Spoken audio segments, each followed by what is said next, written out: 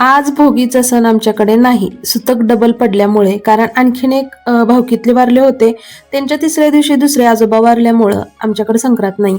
तर समर्थच्या शाळेमध्ये आज ना भोगी निमित्त संक्रांत सेलिब्रेशन आहे आणि त्याला छान असं ट्रेडिशनल पंजाबी ड्रेस घालून जायचा आहे. म्हणजे प्रत्येक राज्याची थीम दिलेली आहे.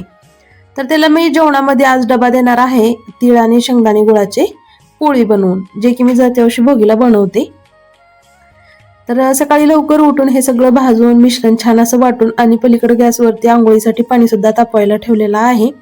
समर्थ आणखीन उठलेला नाही. मी लवकर उठून आवरते, कारण समर्थला उठवायला गेलं ना लाडू सुद्धा उठतो, मग मला कुठलेच कामं काही करू देत नाही. लाडू एकदा चिडला की छान अशी भरपूर सारण भरून मी त्याला तिळगुळ आणि शेंगदाण्याची पोळी बनवून देत आहे. त्याला फार आवडत नाही, पण आजच्या दिवशी द्यावं म्हणून.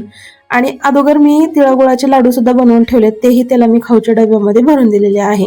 तुझ्या फ्रेंडला पण सगळ्यासोबत शेअर कर आणि तू पण खा म्हणून.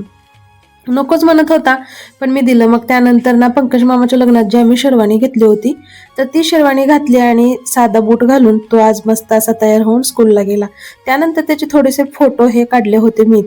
हे बघा, छोटेसे क्लिप काढल्या होत्या. आणि सुतक असल्यामुळे ना भोगीचा स्वयंपाक तर नाहीच, तर माझी फ्रेंड आहे सोनाली, तर तिने हे भाजी आणि तीळ लावलेल्या बाजरीच्या भाकरी दिलेत. तर हे खूप टेस्टी आहेत बरं का. मी एक घास खाऊन सुद्धा बघितले आणि लाडूला स्कूलला जायची खूप हौस. दादाची बॅग अडकून